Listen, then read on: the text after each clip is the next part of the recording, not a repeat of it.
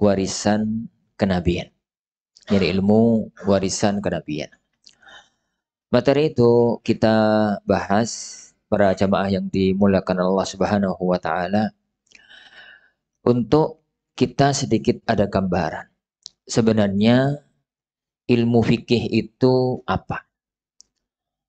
Perjalanannya bagaimana?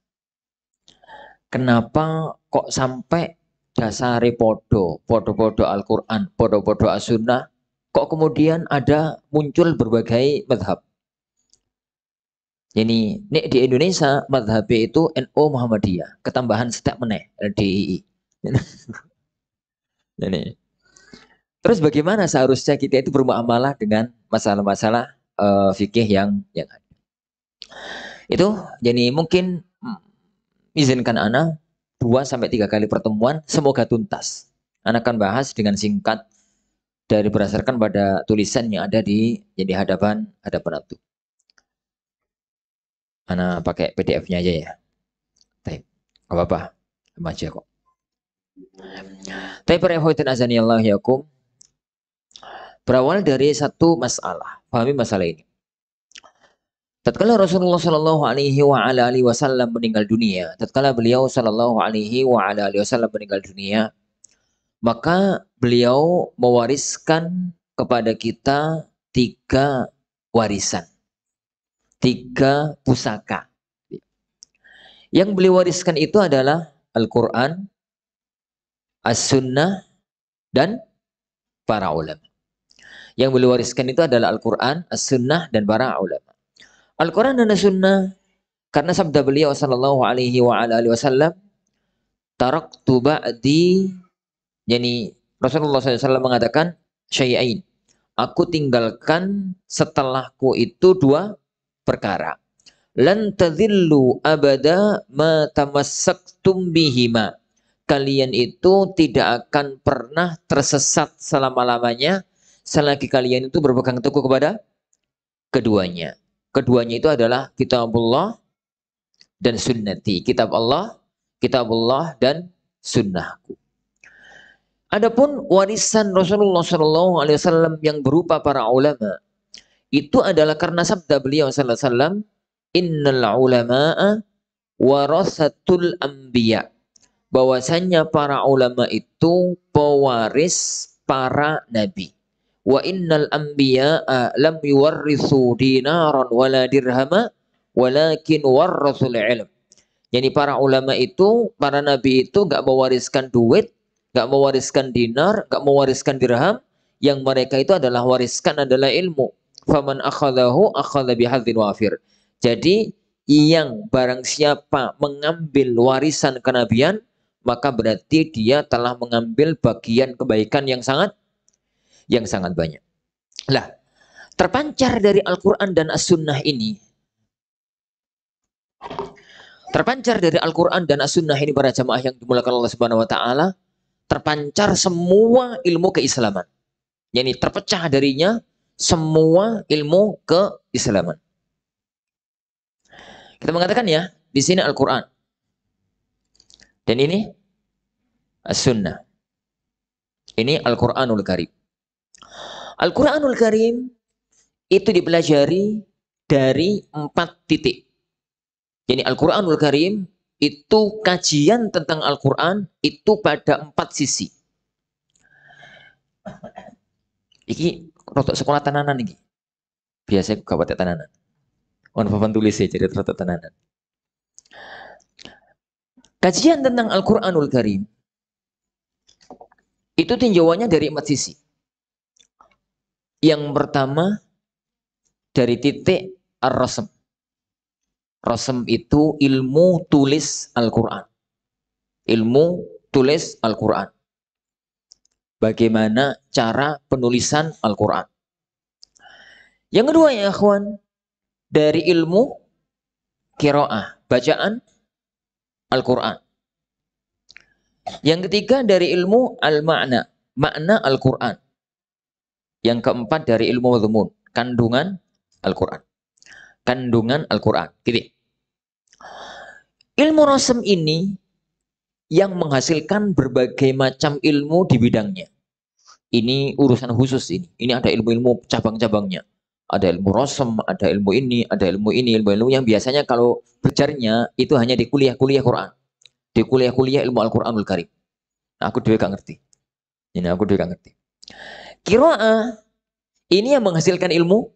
Orang Al-Quran itu diajari, dipelajari dari titik ini membaca. Bagaimana membacanya? Ini bagaimana membacanya? Itu yang kemudian lahir ilmu tajwid sebagai kaidahnya. Sebagai penerapannya lahir ilmu tahsin. Sebagai yani model-model bacaannya lahir ilmu qiraat. Ilmu qiraat. Jadi ilmu rasul nggak perlu dibahas lah kepanjangan. Ilmu Quran ini yang kemudian menghasilkan satu ilmu namanya ilmu tajwid. Ini adalah standar bacaan Al-Quran. Ilmu ini yang menghasilkan praktek lapangan. Yang biasanya orang punya ilmu tahsin.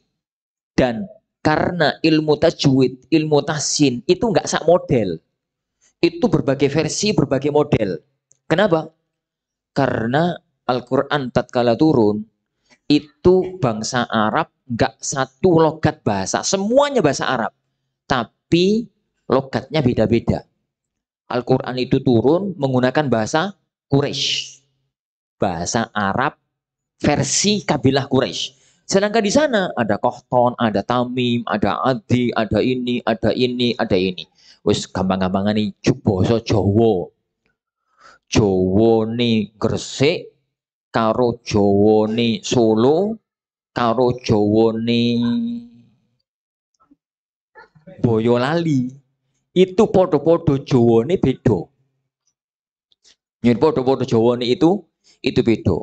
Nek bagi Jawa Gresik logate ngono, bagi Jawa Jogja logate gini. Ke barat lagi Jawa-Jawa mana? Tegal, Boyolali itu Jawa nih beda. Bahasa Indonesia wis, bahasa Indonesia. Bahasa Indonesia itu nek wong orang ya kawan, ngomong bahasa Indonesia, orang Jawa tetap kelihatan iki wong Jawa. Nek wong Sunda ngomong bahasa Indonesia tetap kelihatan iki wong Sunda.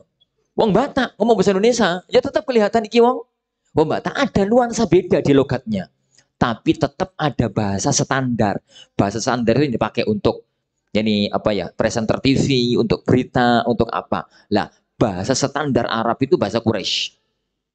Tapi di sana juga ada logat-logat yang lain. Itu yang kemudian melahirkan ilmu qiraah.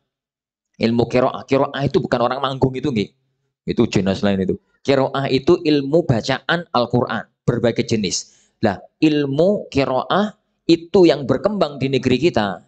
Ilmu qiraah itu yang kita baca di negeri kita, itu riwayat Hafiz an Asim. Itu riwayat Hafiz an Asim. Sedangkan ilmu qiraah itu sangat amat banyak. Ini dari sisi Al-Quran. Dari sisi makna, lahirlah ilmu tafsir. Ilmu tafsir sendiri cabangnya macam-macam. Ada ilmu tafsir birrawayah, bitiraya, ilmu tafsir ini, ilmu tafsir yang itu. Kandungan isi Al-Quran, lahirlah berbagai macam ilmu. Ada orang mempelajari Al-Quran, titik tekannya mempelajari masalah-masalah akidah dalam Al-Quran. Ada lahirlah ilmu akidah. Gitu ya. Jadi ada yang mempelajari Al-Quran itu dari sisi hukum-hukum amalia harian yang kemudian dikenal dengan ilmu fikih, kemudian ilmu-ilmu yang lain. Ilmu-ilmu yang lain. Nah, ini Al-Qur'anul Karim yang diwariskan oleh Rasulullah SAW. Kita membahasnya dari titik model-model kajian. Model-model jadi kajiannya.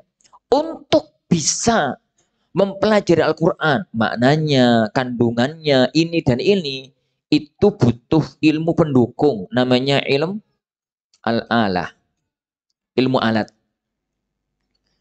Ilmu alat. Orang itu nggak mungkin bisa menafsirkan, nggak mungkin kemudian bisa memahami kandungan isinya tanpa memahami bahasa Arab. Tanpa memahami bagaimana cara mengambil hukum. Yani bagaimana yang lain.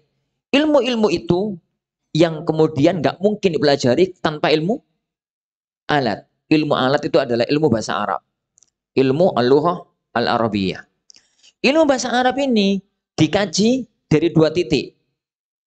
Kajiannya adalah rangkaian kata at-tarkib, gitu ya. Jadi al-lafzi. Rangkaian katanya, bagaimana mempelajari bahasa Arab dari merangkai kata dengan kata yang lain, ini terbagi 2. Ilmu nahu, ilmu sorof, gitu ya.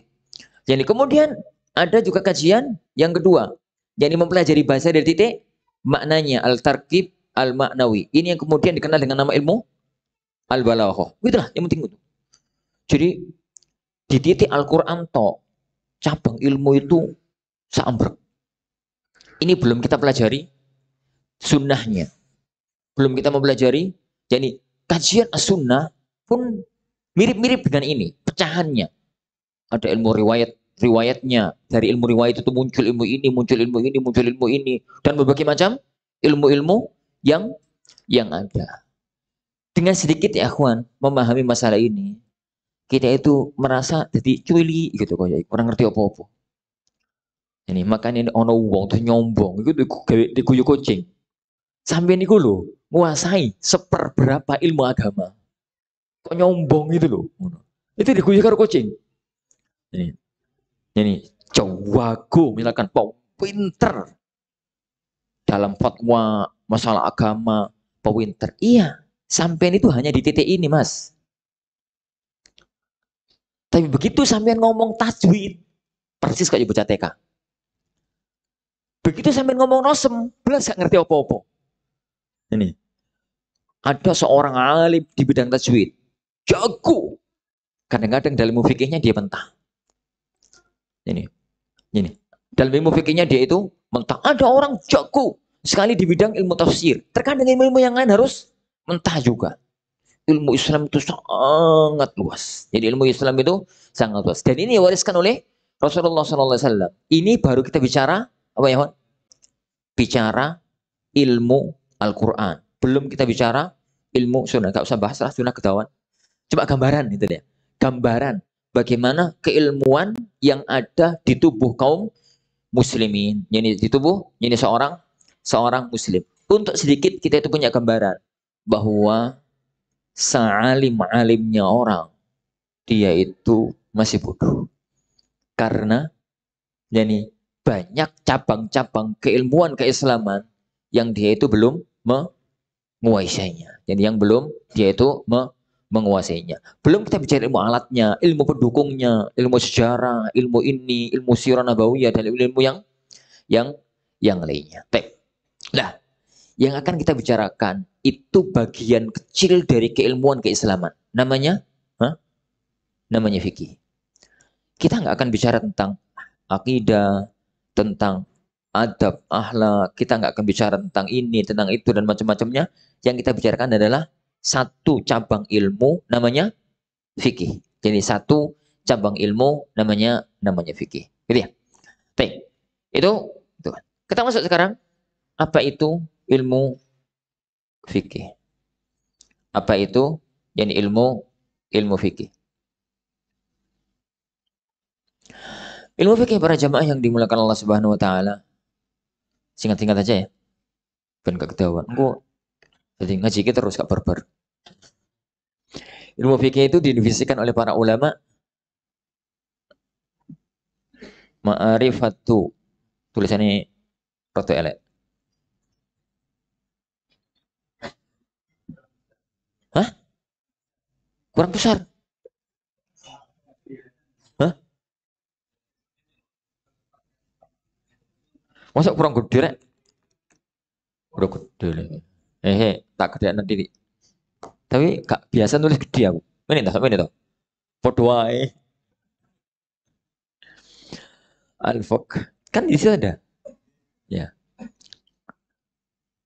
Ma'rifatu syar'iyyah al-amaliyah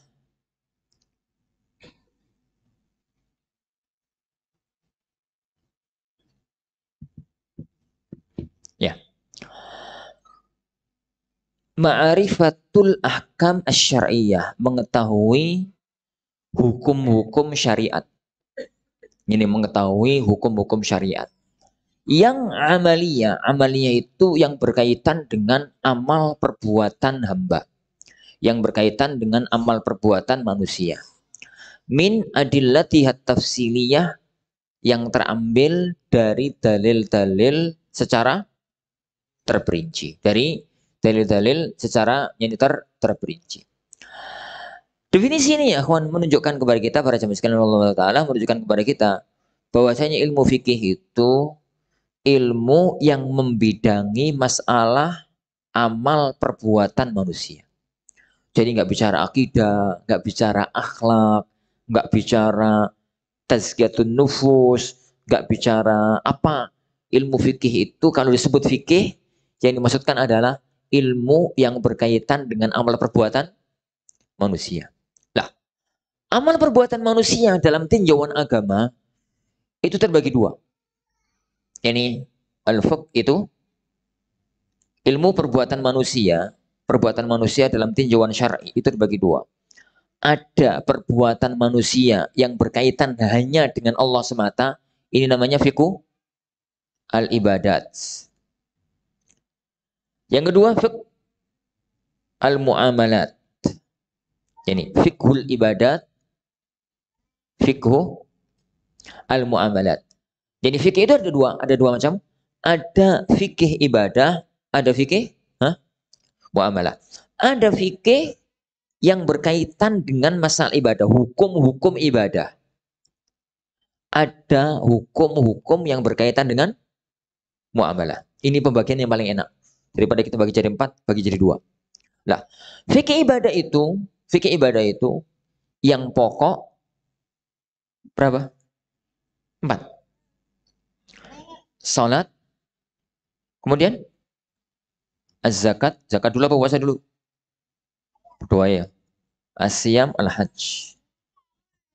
Jadi, begini. Jadi, fikih ibadah itu di semua kitab-kitab fikih yang pokok 4 ini. Salat, zakat, puasa, sama haji. Puasa sama haji. Pembahasan tentang salat itu dimulai dari apa? Salat itu tidak sah kecuali terpenuhi syaratnya. Syarat-syarat salat. Syarat salat yang paling utama suci dari hadas besar maupun hadas kecil maupun najis.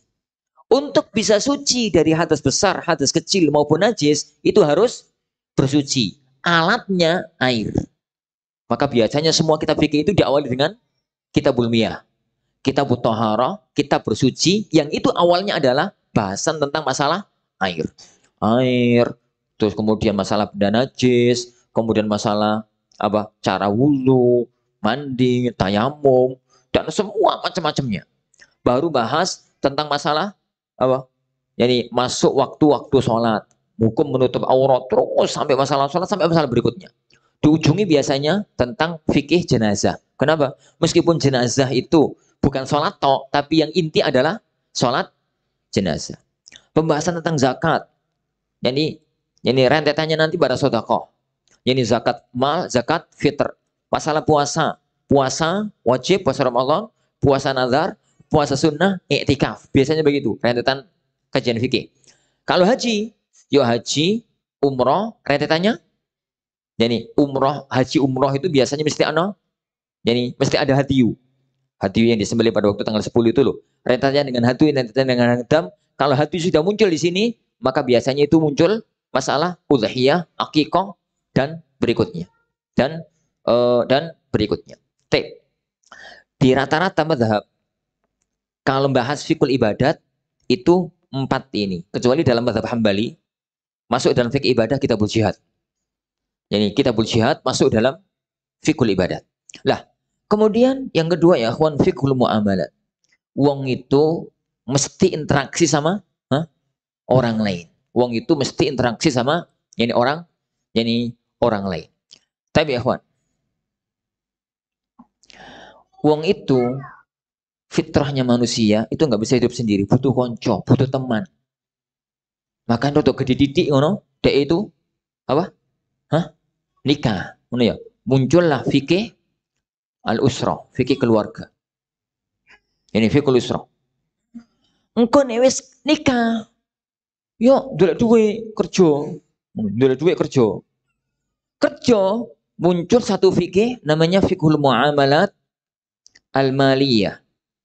Fikih muamalah yang berkaitan dengan duit. Yuk jual beli, yuk sewa menyewa, yuk pembahasan tentang riba, syuf'ah, ini upah mengupah, jadi pinjam meminjam, wakaf, tetek bengeknya itu pembahasannya itu di sini. Lah biasanya wongku nek wis nikah terus kerja ono masalah sosial. Yuk tukaran ini, tukaran ngunus, macam-macam, ono sing maling, ono sing macam-macam. Maka muncul satu fikih baru untuk pembahasan tentang masalah-masalah sosial, kriminal, gitu ya. Fikih, Pak Ikhwan? Hah? Fikhul jinayat. Pembahasan yuk, ono wong maling, ono ngerampok, ono nipu, ono wong ini, ono korupsi dan macam-macam. Rentetane duit karo ini dituntut bojone. Ono jadi engko ono fikih, itu fikul jinayat. Fikul jinayat. Kalau sudah ada kriminal, nggak semua orang bisa ngasih hukum. Harus ada yang memutuskan, harus ada yang menetapkan hukumannya, harus ada yang memutuskan ini dibebaskan, ini berhak dihukum, ini nggak berhak dihukum. Muncul satu fikih namanya fikhul qadha. Fikhul qadha. Fikih peradilan. Sedangkan qadha ini nggak mungkin ada tanpa ada negara. Tanpa ada negara. Gak mungkin ada qadha tanpa ada negara. Makanya dalam kitab-kitab fikih mesti ada pembahasan tentang masalah fikih kenegaraan, fikih ketatanegaraan. Jadi fikih ketatanegaraan, fikih al-wilayah biasanya dalam sebagian kitab-kitab fikih atau dalam sebagian istilah yang lain itu fikhul imamah. Ini imamah negara yo, kayak imamah sampean. Imamah negara maksudnya presiden apa. Jadi yo fikhul imamah. Lah, nek wis ono negara, ono urusan karo negara lain. Mesti ada aja masalah dengan negara lain. Rentetan di sini muncul fikih jihad. Sebagian fikih para ulama memasukkan jihad itu di sini. Jihad. Sebagian ulama memasukkan jihad itu di sini. Sebagian ulama memasukkan jihad itu di sini. Hanya cara pandangnya saja. Jihad itu lebih cenderung ke fikih sosial atau lebih cenderung ke fikih ibadah. Itu aja. Tapi pembahasannya sama. Engkau wis jihad, muncul honimah, muncul faid, muncul ini, muncul itu, rentetannya belakangnya itu banyak. Rentetan belakangnya itu banyak. Ini fikih. Ini fikih. Jadi orang itu dianggap ngerti fikih, nek nguasai semua sisi ini. Masalahnya, wong itu roto-roto fikih gak tuntas. Kitab sholat gak barbar, wes, ngaji bertahun-tahun tembus sholatnya gak. Ini bertahun-tahun nek zakat, dan macam-macamnya. Jadi fikih itu dianggap tuntas pembahasannya itu ini. Ini para jamaah sekalian, itu baru ngaji fikih berupa matengane fikih. Matengane fikih ngono yo. Wong itu lapar terus nih warung, "Mbak, soto, Mbak." Soto ngono yo. Ngerti di depannya soto. Pokoknya soto dipangan enak. Piye carane ngeracik? Apa itu jadi soto? Mulai teko pitik urip sampai jadi soto. Itu dapurnya fikih. Lah dapur fikih itu butuh ilmu yang lain. Dapur fikih ini itu namanya wis mateng. Nasi goreng wis di piring karek mangan to, soto di piring karek mangan to. Apa ayo sate ya sudah ada di piring karek mangan to. Itu fikih. Lah, ngolai bagaimana? Itu dapurnya fikih. Dapurnya fikih itu pada usul fikih, qawaid fikihnya, selain ilmu bahasa ya. Pendukungnya ilmu bahasa, pada ilmu usul fikih, pada qawaid fikihnya, pada maqasidus syariah, pada ilmu-ilmu yang lainnya. Itu masalah fikih. Makanya jadi wong pinter tak abot loh. Ini karena penguasa ilmu syar'i itu berat dari banyak sisinya. Jadi banyak sisinya. Jadi penguasaannya itu ini. Kalau selesai kata mengaji ini, itu ya ngerti nih iki soto, iki apa? Soto iku dipangan, mangane karo sendok, ora disebut. Nek iki ku sate, sate ku mangane koyo ngene. Ngono-ngono wae, baru seperti itu. Tapi begitu dia itu sampai pada satu kondisi lapar, warung ra ono, jadi kemudian padahal di pinggirnya itu ya ono kompor, ya ono minyak goreng, ya ono ayam mentah, tetap gak iso sampai berupa makanan, kenapa gak iso? Gak bisa ngolah. Jadi gak bisa, jadi untuk ngolah makanan tersebut. Lah, pengolahan itu ilmu lain. Ilmu lain ya bukan ilmu fikih, ilmu dapure fikih. Jadi kanggo ngeracik bahan mentah. Karena Al-Quran, As-Sunnah itu bahan mentah yang masih butuh diracik. Jadi untuk kemudian menjadi rumusan ilmu-ilmu jadi fikih yang ada. Sampai ya kita mengatakan syarat sahnya sholat ada 5. Suci dari hadas kecil dan hadas besar. Masuk waktu sholat. Menutup aurat. Menghadap kiblat. Niat untuk bisa mengatakan ini, itu kan rumusan matang. Wis matang, karek mangan. Jadi, bagaimana merumuskannya? Itu waktunya panjang. Untuk bisa merumuskan itu, padahal cuma 5 kata tadi. Itu pembahasannya itu butuh waktu yang yang panjang. Dan berikutnya. Lah, itu namanya ilmu fikih. Ma'rifatul ahkami syar'iyyatil amaliyah min adillatiha at-tafsiliyah. Memahami, mengetahui hukum-hukum syar'i yang berkaitan dengan amal perbuatan manusia. Jadi dari dalil secara terperinci. Dari dalil secara terperinci. Baik itu fikih ibadat maupun fikih muamalah. Fikih ibadah yani maupun yani fikih muamalah. Di sini ada kajian fikih. Ada ya? Kita punya apa? Pakai kitab. Lalu kalian para jamaah yang dimulakan Allah Subhanahu wa taala. Jadi sampai mana? Sampai kitab apa? Maksudnya al-wajiznya sampai kitab apa? Sampai kitab salat. Salat apa? Salat sunnah. Sunnah. Sunnah salat. Alhamdulillah. Yo di telateni nupin katam. Sudah berapa tahun? Mulai fikih, mulai al-wajiz berapa tahun?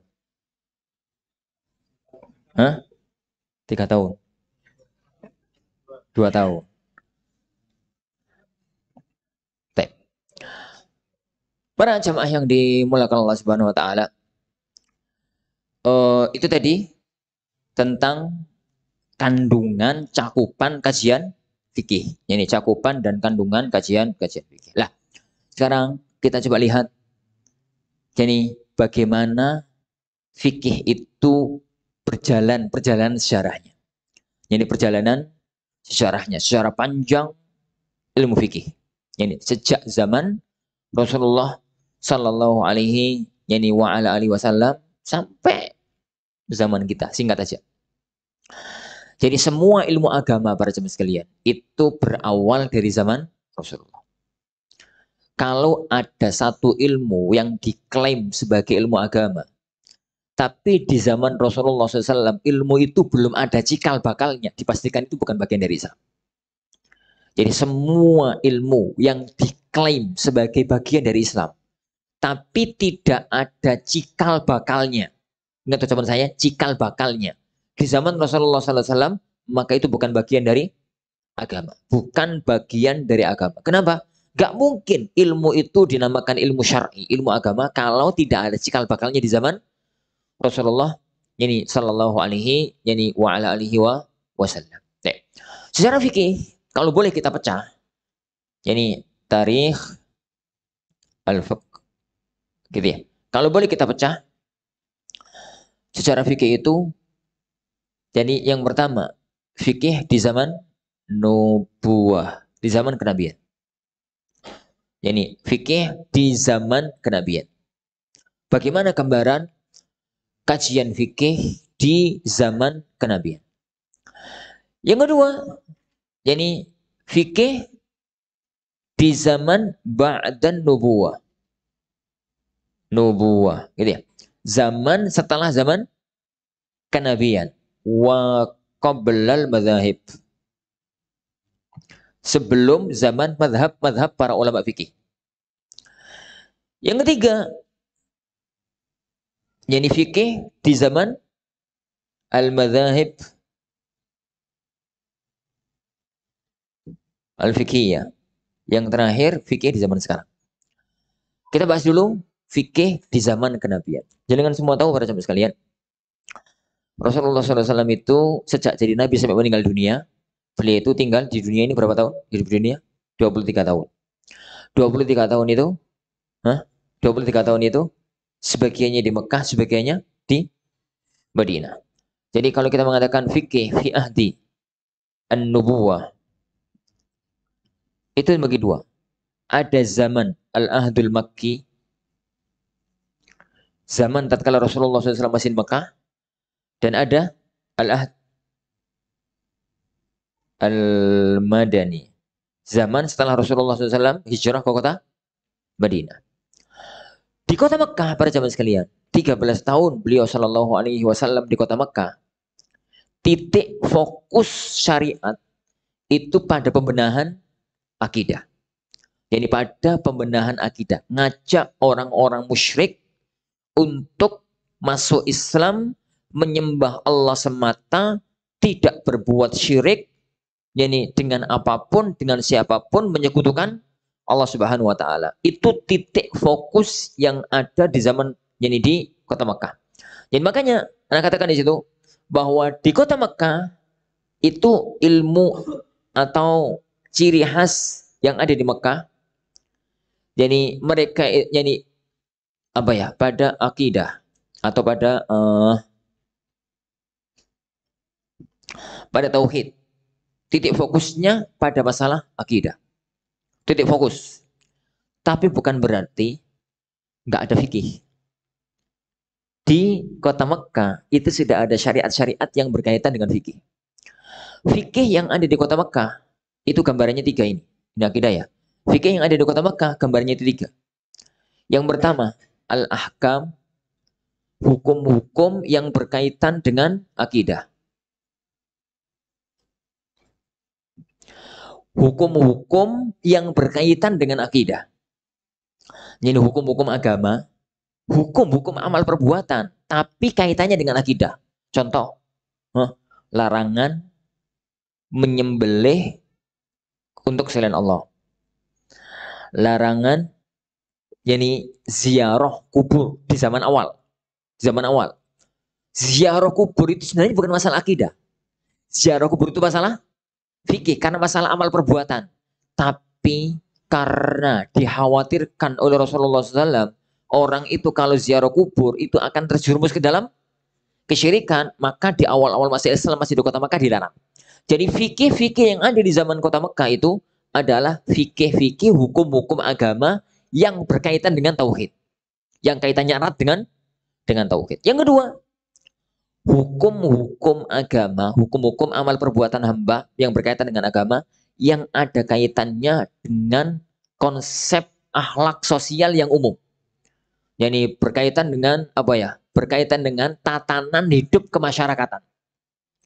Contoh, perintah untuk berbuat bakti, berbuat baik sama keluarga. Perintah untuk berbuat baik sama tetangga. Larangan berbuat zina, menjaga nasab, menjaga kehormatan orang. Ya seputar itulah, hukum-hukum seputar itu. Karena itu adalah tatanan kehidupan masyarakat. Tatanan kehidupan masyarakat. Itu yang kedua. Yang ketiga, satu-satunya hukum fikih yang yani perinciannya sudah ada di kota Mekah itu hanya sholat. Itu hanya sholat. Iya, di zaman di Mekah itu sudah ada zakat. Tapi sekedar ya apa ya? Sekedar ya bersedekah secara umum itu masuk dalam yang kedua, tatanan hidup masyarakat. Tapi fikih yang agak ada perinciannya itu fikih sholat. Kenapa? Karena sholat itu turunnya saat Isra Mi'raj. Sedangkan Isra Mi'raj itu dipastikan zaman sebelum hijrahnya Rasulullah SAW ke kota Madinah. Masih ada di kota Makkah. Itu gambaran fikih yang ada di apa? Gambaran fikih yang ada di zaman Rasulullah SAW tatkala beliau SAW masih di kota Mekah. Tatkala beliau Shallallahu Alaihi Wasallam masih di kota Mekah. 13 tahun beliau di kota Mekah, kemudian beliau hijrah ke kota Madinah. 13 tahun beliau di kota Mekah, kemudian beliau hijrah ke kota Madinah.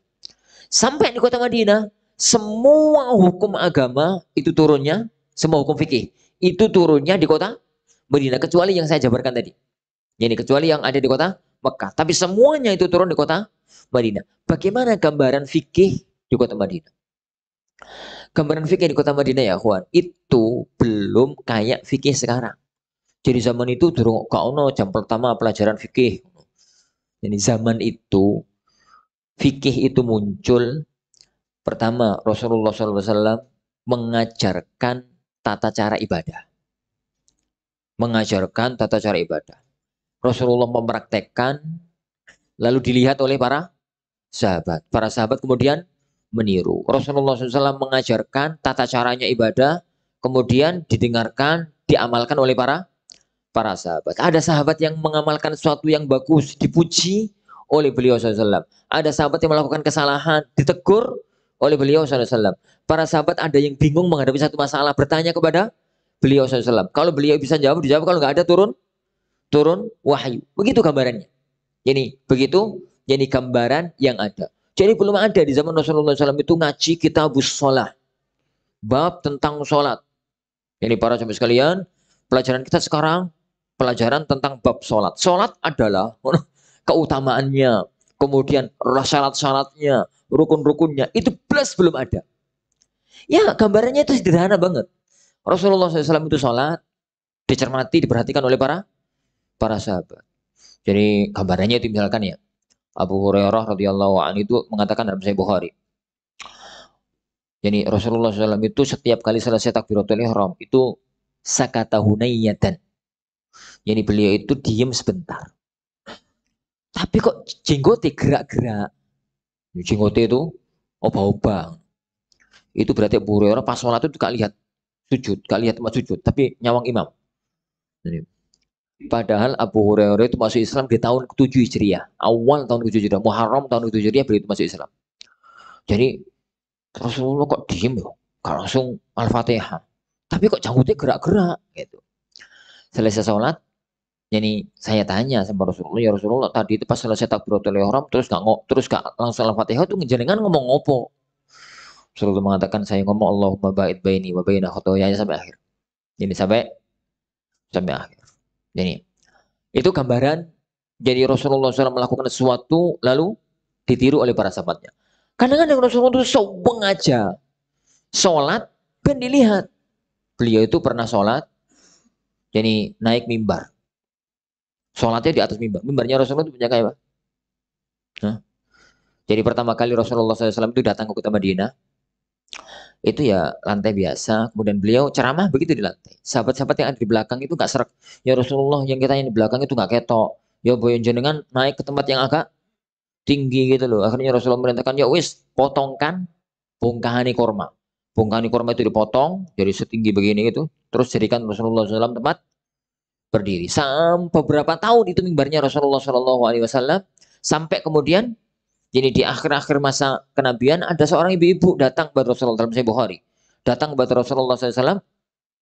Jadi beliau itu mengatakan ya Rasulullah anak saya tukang kayu ya Rasulullah. Jadi kalau jenengan izinkan, jadi anak saya bisa membuatkan jenengan mimbar. Yos monggo. Rasulullah SAW nggak pernah menunjukkan modelnya kaya opo, kayu dibentuk piye. Jadi gambarnya kok pokoknya terserah nih. Inisiatif seorang tukang kayu. Dan Rasulullah SAW itu munggahe pena, terus berdirinya di tempat yang agak tinggi. Nek ono capek terus iso duduk. Dibentuklah mimbar yang pernah yang ada di zaman Rasulullah SAW, yaitu dua anak tangga. Terus mimbarnya di zaman Rasulullah SAW itu kayak ini lantai nih. Ini satu anak tangga pertama, anak tangga kedua, terus ini tempat duduk. Lihat tempat duduk. Itu mimbar yang ada di zaman Rasulullah SAW. Mimbarnya ini beliau SAW.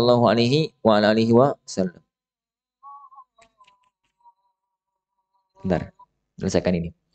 Rasulullah SAW itu pernah sholat di sini. Di posisi ini beliau SAW itu sholat. Sholat turun. Takbiratul ihram di situ. Terus sampai rukuk di situ, iktidal di situ. Begitu mau sujud, mundur, satu, dua, terus geser toh. Kan kamu mungkin sujud di sini, geser. Jadi geser kemudian sujud. Jadi sujud, duduk, sujud, berdiri, berdiri, menggane. Ini berdiri sih menggane. Kaki satu, dua, gitu ya, sampai selesai salat. Selesai salat Rasulullah mengatakan innama fa'altu lita'tammu bi wa lita'allamu sholati. Aku lakukan tadi ben kalian itu mau bisa mengikuti sholatku, bisa mempelajari tata cara sholatku. Gitu-gitu aja. Ini gitu-gitu aja. Ada sahabat yang yani melakukan ibadah terus salah. Ditegur oleh beliau Shallallahu Alaihi Wasallam. Ada seorang sahabat Rasulullah duduk-duduk di masjid. Rasulullah SAW pada duduk-duduk di masjid. Pada waktu beliau duduk-duduk di masjid, ada seorang sahabat yang masuk. Tatkala beliau masuk, kemudian sholat 2 rakaat, sholat tahiyatul masjid. Sholatnya copot. Gitu ya. Selesai sholat, dia itu menghadap sama Rasulullah SAW, lalu mengatakan, Assalamualaikum ya Rasulullah. Rasul menjawab salamnya, lalu beliau mengatakan, Mas, sholat lagi mas, tadi itu belum sholat. Sholat lagi. Dipastikan sholatnya tadi itu gak sah. Orang tadi sudah sholat, orang yang tadi sudah sholat, kemudian dikatakan sholatnya gak sah, kira-kira sholatnya gimana? Ya dia berbagusi, bagaimana caranya dia itu sholatnya sah. Yang kedua, jadi nggak sah meneh. Yang ketiga, nggak sah meneh. Akhirnya dia mengatakan, ya Rasulullah, capek deh. Nggak bisa aku sholat, nggak bisa lebih daripada ini ya Rasulullah, ajari aku. Lalu beliau mengajarkan tata cara sholat. Diajari bagaimana tata cara sholat. Ada seorang sahabat yang wudhu ke susu, cepet-cepet. Kemudian sampai di bagian kakinya itu ada yang nggak kena air. Ditegur oleh beliau SAW. Wailun lil aqabi minan nar, celakalah. Yani celakalah orang yang jadi kakinya itu akan masuk ke dalam neraka. Kabarnya begitu. Jadi ada Rasulullah itu mengajarkan, praktek ditiru. Rasulullah SAW itu mengajarkan, para sahabat salah lalu apa? Lalu ditegur. Para sahabat punya inisiatif ibadah, kemudian dipuji oleh beliau. Jadi Shallallahu Alaihi, jadi wa ala alihi wasallam. Dalam kisah siapa? Hah? Dalam kisah Bilal. Dalam kisah Bilal. Jadi beliau SAW itu malam-malam itu mimpi masuk ke surga. Jadi mimpi nggak masuk surga, begitu mimpi masuk ke dalam surga dan mimpinya Nabi itu beneran. Jadi kak kau mimpinya kita. Mimpinya Nabi itu beneran, begitu masuk ke dalam surga, begitu beliau masuk, kok mendengar suara terompahnya Bilal sudah di dalam surga. Pagi-pagi batas sholat subuh ditanya, Bilal, amalan apa yang menyebabkan kamu itu mendahului aku masuk ke dalam surga? Aku masuk surga tadi malam. Itu mimpi maksudnya. Jadi mimpi, kok sudah ada kamu, bunyi suara terompahmu itu ada. Bilal mengatakan, enggak ada ya Rasulullah, enggak ada amalku sama sekali, aku enggak punya amal khusus, meski ada. Jadi sebut kepadaku satu amalan yang kamu lakukan. Lalu beliau menyebutkan hadis masyhur itu. Jadi ya Rasulullah, tidaklah aku batal pagi, siang, sore, malam kecuali aku berwudu. Setelah berwudu lalu salat 2 rakaat. Rasulullah mengatakan, oh pantas. Pantas dalam artian ya semacam itu. Abot itu. Jadi ben batal terus wudu, berwudu, sholat. Jenengan pas bar macul, tengah-tengah macul terus batal. Terus wudu, terus sholat galengan. Ini oleh 2 jam, pipis. Pipis, terus wudu, terus sholat meh. Terus sholat meh, ya loro. Jadi sing di toko ya. Pas ngeladeni terus kentut. Sik Mas, bentar Mas, tak sholat sih. Wah, tinggal ya terus sing dodolan. Jadi harus sing tuku. Itu abot itu. Jadi itu abot. Kelihatannya 2 rakaat tapi abot. Ini tapi itu berat. Alakulin, itu inisiatif sahabat lalu dipuji oleh beliau Shallallahu Alaihi wa ala alihi wasallam. Jadi begitu. Jadi gambaran fikih yang ada di zaman, gambaran ilmu fikih yang ada di zaman Rasulullah SAW. Jadi ingat ya, belum ada ilmu fikih model sekarang. Ngaji fikih, syarat-syarat sholat, rukun-rukun sholat, wajib-wajib sholat, sunnah-sunnah sholat itu belum ada. Jadi itu belum ada. Itu semua akan datang nanti analisis para ulama. Analisis para ulama dari praktek yang dipraktekkan di zaman Rasulullah Sallallahu Alaihi Wasallam. Wallahu a'lam. Ada dulu, kita lanjutkan setelah ini insyaallah.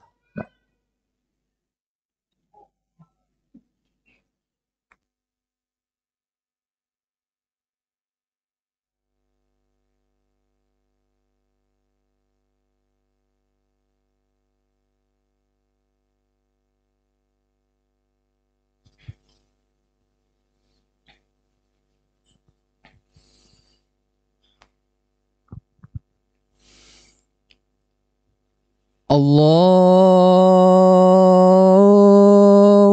Akbar, Allahu Akbar.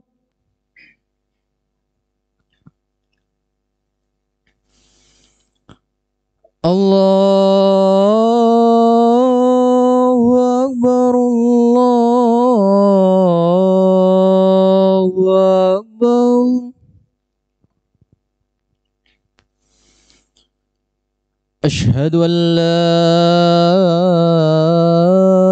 إله إلا الله.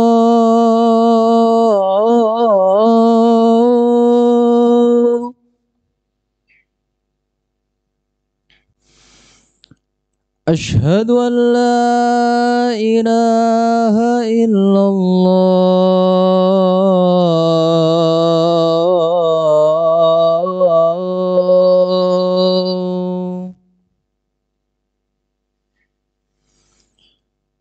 أشهد أن محمد رسول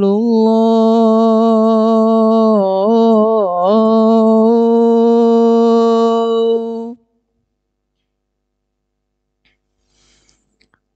أشهد أن محمد رسول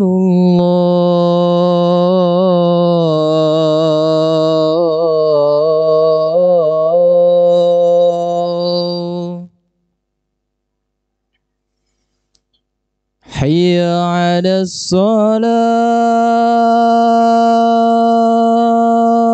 الصلاة. حي على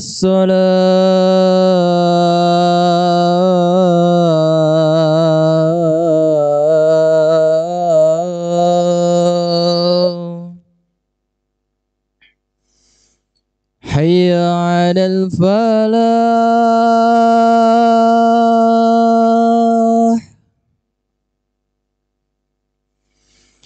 حي على الفلاح.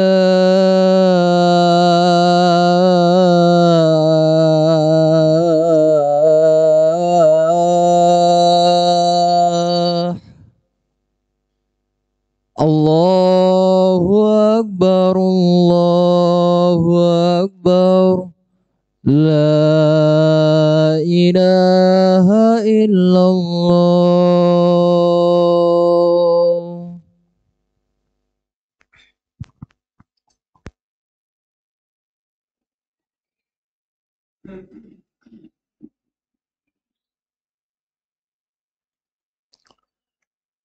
Baik, para jamaah Allah Ta'ala, fikih di zaman kenabian, ada satu masalah yang perlu sedikit untuk kita bahas. Apakah di zaman Rasulullah SAW itu sudah ada perbedaan pendapat? Karena ciri khas ilmu fikih itu berbeda pendapat. Dan ini mungkin sedikit anak tekankan nanti di kajian-kajian berikutnya. Karena negeri kita itu negeri doa aneh. Wong lahir procot itu ngerti hilaf. Ini kalau di negeri-negeri yang jalur fikihnya itu satu mazhab, itu mending. Kalau Saudi itu ulama nomor 1 sampai ulama nomor 17 itu fikihnya satu jalur. Semuanya fikih Hambali. Semuanya itu fikih Hambali. Jadi fatwa dari mulai orang yang paling alim sampai orang yang layak berfatwa meskipun bukan alim yang ternama gitu ya, itu satu jalur, satu arah. Tapi negeri kita itu ya lahir procot itu wis bedo. Pemain sing bapak ibu bedo, wis anak itu bingung. Bapak ibu bedo, ada menjadi nih sholat melok bapak gak kunut di melok ibu kunut kan udah bingung anak itu piye ngono. Apakah di zaman sahabat, di zaman Rasulullah SAW sudah ada khilaf? Ya karena apa ya? Zaman Rasulullah SAW itu masih turun, masih zaman wahyu. Masih zaman wahyu. Segala sesuatu masih bisa diputuskan oleh wahyu. Al-Quran turun atau yani Rasulullah SAW langsung menetapkan hukum. Maka khilaf hampir nggak ada. Tapi ada. Bukan nggak ada ya. Tapi sangat amat sedikit. Bagaimana kok ada khilaf pada zaman Rasulullah SAW? Bagaimana kok ada khilaf? Tatkala mereka belum mengetahui adanya yani hukum itu disebutkan oleh beliau SAW. Atau berbeda memahami yang disabdakan oleh beliau Shallallahu Alaihi Wasallam. Meskipun ujung-ujungnya kalau sudah sampai ke hadapan Rasulullah SAW, khilaf itu hilang. Kenapa? Ya diputuskan oleh beliau Shallallahu Alaihi Wasallam. Putuskan oleh beliau sallallahu alaihi wasallam. Ada dua orang sahabat safar. Ada dua orang sahabat safar. Lalu keduanya itu nggak nemu air untuk wudhu. Waktu sholat itu datang, lalu nggak nemu air. Lalu keduanya tayamum lalu sholat. Tayamum lalu sholat. Setelah selesai sholat, meneruskan perjalanan. Qadarullah, belum habis waktu sholat yang tadi sholat pakai tayamum, nemu air. Nemu air. Dua orang ini kemudian gegeran. Yang satu mengatakan, yuk sholatnya yuk. Sholat napa? Lu tadi kan sholatnya pakai tayamum, saya ada air. Sholat nih. Yang satu mengatakan, lah tadi kan sholatnya wesa, rausa. Rausa, kegeran. Akhirnya sing sitok sholat lagi wudu, terus sholat lagi ngulang. Yang satu nonton aja, karep-karep. Aku sholat nih. Yang satu nonton. Jadi itu model perbedaan yang ada di zaman Rasulullah SAW. Itu di zaman Rasulullah. Jadi begitu mereka sampai di kota Madinah, keduanya lapor, ya Rasulullah kemarin ada kasus kayak gini. Gitu. Rasulullah SAW melihat pada kasus itu lalu beliau mengatakan, Mas, sampeyan sing gak sholat lakot asabtas sunnah, sampeyan itu mencocoki sesuai dengan ajaranku. Lah sampai di sini sholat Mas, pahalai luru, lakal ajru marrotain, sampeyan dapat pahala 2. Sebentar berarti sing di Ustaz. Sebentar sing sitok dipuji oleh Rasulullah karena sesuai dengan ajarannya beliau, lakot asabtas sunnah, sesuai dengan ajaran beliau. Yang kedua, dipuji oleh beliau pahalai double. Sing bener sing ini.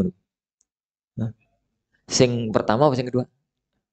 Yang pertama yang kedua. Yang pertama. Kenapa? Jadi keberadaan bahwasanya yang dia lakukan itu adalah sesuai sunnah itu berarti kebenaran. Adapun yang kedua, Rasulullah mengatakan kamu dapat pahala 2 kali, itu 2 kemungkinan. Kemungkinan yang pertama, jadi untuk tidak hatinya luka. Rasulullah itu pinter, tidak membuat orang lain luka hati. Wes sholat pindo salah bisa. Wes kadung sholat pindo salah bisa. Itu yang pertama. Yang kedua, orang itu memang dapat pahala 2 karena seorang alim kalau berijtihad salah pun dapat 2 pahala. Jadi dapat pahala. Lah yang kasus tadi, sholat yang pertama sholat wajib, yang kedua jadi sholat sunnah. Yang kedua jadi sholat sunnah. Jadi 2 pahala, maksudnya 1 pahala wajib, 2 pahala sunnah. Tapi yang benar tetap gak sholat. Mau sholat kok. Ya wes sholat. Tapi itu kan perselisihan. Kasusnya lagi, selesai perang Khandaq. Selesai perang Khandaq itu kan selesai pagi toh. Pada waktu perang Khandaq itu dari luar. Rasulullah menghadapi musuh orang-orang Quraisy dan sekutunya, dari dalam beliau menghadapi pengkhianatan orang-orang Bani Quraidah. Singkat cerita, jadi malam itu Allah Subhanahu wa taala memporak-porandakan kekuatan orang kafir dengan pasukan angin. Allah mengirimkan angin sehingga kekuatan orang kafir porak-poranda, paginya mereka pulang. Di waktu duha, Rasulullah merasa para sahabat, jadi pasukan kafir sudah pulang, beliau merintahkan para sahabat balik. Beliau kemudian lepas baju perangnya, kemudian meletakkan pedangnya. Lalu malaikat Jibril datang, ya Muhammad, napa sampai kok meletakkan pedang? Malaikat itu durung bar. Jadi malaikat aja belum meletakkan pedangnya. Terus kumpulkan semua sahabatmu dan perintahkan mereka untuk menyerbu Bani Quraidah. Untuk menyerbu Bani Quraidah karena mereka telah mengkhianati perjanjian. Para sahabat kayak sampai oma, durung istirahat, durung ngopo, dipanggil ulang. Kumpul. Jadi kemudian Rasulullah SAW itu memerintahkan untuk berangkat ke Bani Quraidah. Pesannya 1, la yusalliyanna ahadukumul asra illa fi Bani Quraidah. Pernyataan Rasulullah ini didengar langsung oleh semua sahabat. La yusalliyanna. Pastinya Rasulullah SAW itu la yusalliyanna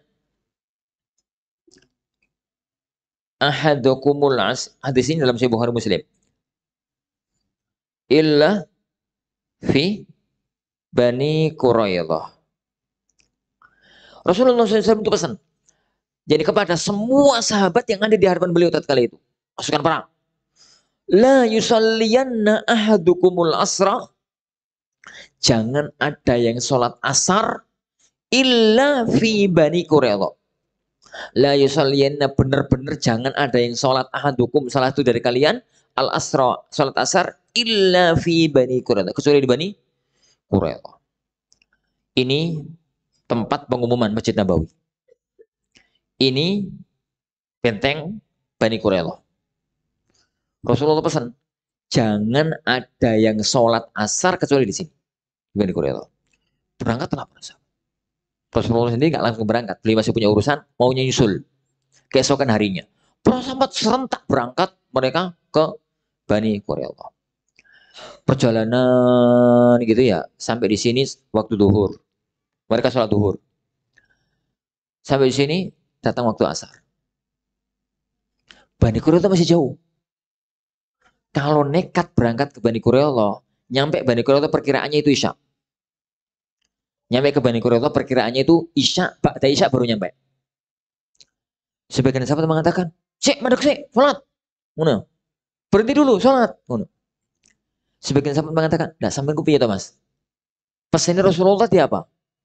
Jangan ada yang sholat asar kecuali di Bani Quraidah. Sampai kok ngejak sholat ku piye to sampean ku? Ngono. Yang kelompok yang kedua. Kelompok yang pertama mengatakan, "Lah, Rasulullah Shallallahu alaihi wasallam pesan kayak tadi, bukannya kita disuruh sholat asarnya di Bani Quraidah. Maunya Rasulullah itu kita melakukan itu cepet tono, cepet telah kamu berangkat, ben asar wis sampai Bani Quraidah. Sholat asar nih di Bani Quraidah. Faktanya kita masih di sini. Isya nanti baru nyampe. Sholat dulu." Gitu. Rasulullah bukan menginginkan kita sholat asarnya di Bani Quraidah. Menginginkan Rasulullah itu ben kita itu cepat-cepat berdalih, jalannya cepat, ben asar sudah sampai Bani Quraidah. Faktanya kita masih di sini. Ini. Faktanya kita masih di sini. Kita sholat dulu. Kelompok yang kedua, itu kan pemahamannya sampean.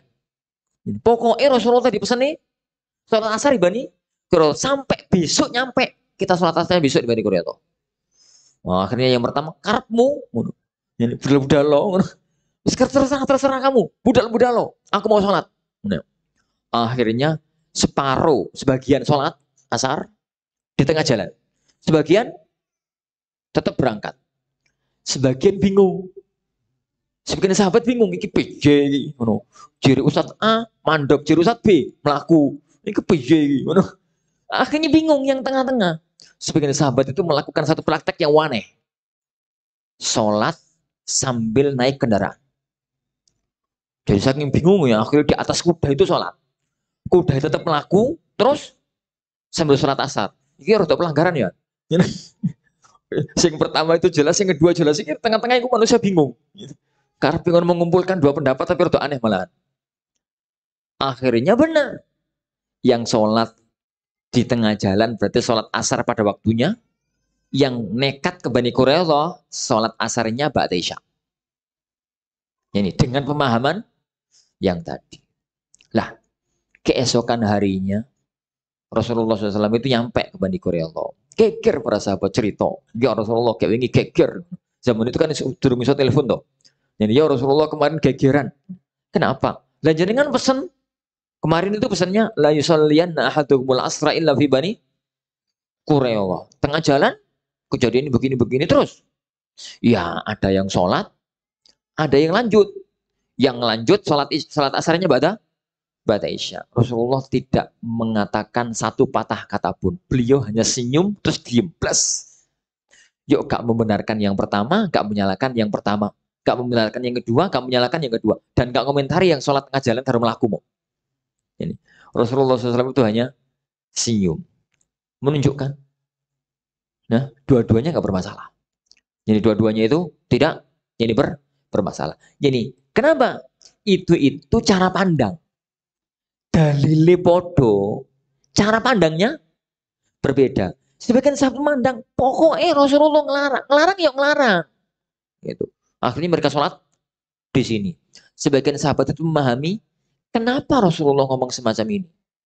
Lalu mereka berpikir, Rasulullah ngomong semacam itu, ben kita itu cepat-cepat nyampe Bani Quraidah. Asar sudah di Bani Quraidah. Sholat asarnya nanti di Bani Quraidah. Faktanya nggak bisa. Gimana lagi? Sholat pada waktunya. Wong memang hukum asalnya sholat itu pada waktunya. Alah, Gaya berpikir semacam itu ya kawan. Biasa nih, gaya berpikir analisis kenapa itu munculnya di para asatidzah jebolan fakultas syariah. Itu cara berpikirnya itu Rasulullah begini itu kenapa? Rasulullah memerintahkan begitu itu ada apa di baliknya? Analisis begitu, selalu begitu. Lah, cara pandang yang kedua, sing sholati bani Allah mau, itu biasanya asatidzah jebolan fakultas hadis. Pokoknya pokoknya hadisnya ngono, ngono, pokoknya hadisnya ngono. Ya, makanya Ustadz itu gegeran ya kadang-kadang. Barang Ustadz gegeran. Para sahabat gegeran kok. Jadi, pokoknya jadi para ya, pokoknya hadisnya semacam itu. Mau apa lagi? Gitu loh. Jadi kemudian dijak analisis itu, analisisnya antum. Pokoknya hadisnya ngono. Jadi semacam dan itu wajar ya kawan. Itu sejak zaman Rasulullah masih hidup. Sejak zaman Rasulullah SAW masih hidup itu tidak ada gaya berpikir ini semacam ini gaya berpikir yang semacam dan itu sangat manusiawi. Yang semacam itu ini sangat sangat manusiawi. Itu di zaman Rasulullah SAW. Jadi meskipun ya kawan, ini yang sholat di sini sama yang sholat di sini benar yang mana? Yang sholat di sini asar sama sholat di sini ba'da isya. Benar yang mana? Hah? Sini sini. Salah tepat waktu ya. Yang sini salah. Ya, insya Allah. Ya terserah lah. Terserah yang menguatkan. Terserah yang menguatkan. Ya karena yang lebih benar yang ini kan tergantung wong gitu. Yang benar yang mana. Ya kata Imam Ibnu Taimiyah rahimahullah taala. Beliau mengatakan yang sholat di tengah jalan lebih bagus daripada yang sholat di Bani Quraidah. Alasannya ya semacam itu tadi. Jadi Rasulullah SAW itu bicara itu perlu ditinjau latar belakang kenapa Rasulullah SAW bicara semacam itu. Itu gambaran fikih yang ada di zaman Rasulullah Shallallahu Alaihi Wasallam. Jadi ya kawan, jadi yang perlu jadi garis kesimpulan, fikih di zaman Rasulullah SAW itu belum fikih yang ada di zaman sekarang.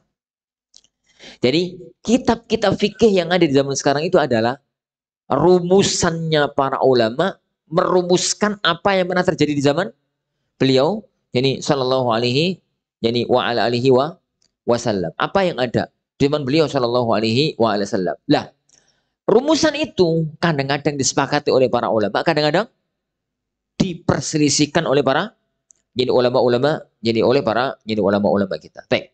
Setelah Rasulullah SAW itu meninggal dunia bulan Rabiul Awal tahun jadi 11 Hijriah. Bulan Rabiul Awal tahun 11 Hijriah. Ada satu peristiwa besar tatkala itu namanya terputusnya wahyu. Wahyu terputus. Jadi wahyu itu jadi terputus. Kalau selama ini setiap kali ada masalah itu gampang. Ditakon Rasulullah SAW selesai. Setiap kali ada gegeran disampaikan kepada Rasulullah SAW, Rasulullah menghukumi selesai. Ini selesai. Setelah wahyu terputus, maka itu nggak ada. Wahyu sudah tidak bisa lagi datang. Jadi Rasulullah SAW sudah meninggal, sudah jadi meninggal dunia. Lah para sahabat itu, para sahabat sekalian Allah Taala, kekuatan ilmiah mereka untuk memahami Islam, dalil-dalil yang disampaikan oleh beliau Sallallahu Alaihi Wasallam itu berbeda antara satu orang dengan orang yang lain. Karena kalau pengajiannya Rasulullah SAW itu kadang-kadang ilmu itu disampaikan pada waktu khutbah Jumat dan itu semua orang Madinah ngerti. Kadang-kadang kajian-kajiannya Rasulullah, ceramah-ceramahnya Rasulullah itu diikuti oleh sebagian sahabat. Kadang-kadang hadis itu munculnya bukan pada waktu kajian, pada waktu ngobrol tengah jalan, laku-laku gitu. Jadi dan banyak hadis-hadis pokok itu malah di tengah jalan munculnya. Maka ada sahabat A dengar hadis yang nggak dengar oleh sahabat B. Sahabat B dengar hadis yang nggak didengar oleh sahabat A. Dan itu muncul, sering terjadi. Bahkan orang sekelas Umar bin Khattab radhiyallahu anhu. Umar bin Khattab itu rumahnya di mana para teman-teman? Umar bin Khattab itu rumahnya bukan masjid, bukan pinggir masjid. Umar bin Khattab itu rumahnya di Awali. Rumahnya itu di pinggir kota Madinah. Di pinggir kota Madinah, rumahnya Umar. Lah beliau itu kan punya istri, punya anak.